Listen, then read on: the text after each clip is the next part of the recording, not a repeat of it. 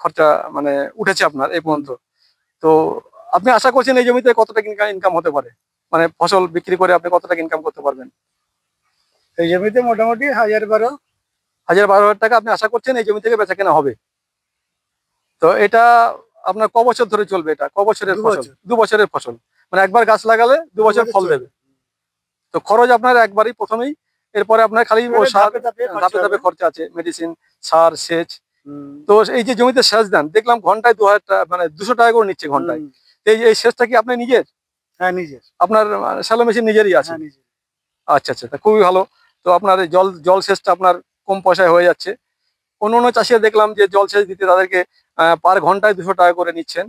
হ্যাঁ, তো আপনার যেহেতু নিজের জমি, আপনি চাষ করছেন, আপনার খরচটা কমই হচ্ছে। তো সেহেতু আপনাকে অশেষ ধন্যবাদ। আপনি আমাদের সামনে এই ইউটিউব চ্যানেলের সামনে অসংখ্য মূল্যবান বক্তব্য শেয়ার করলেন।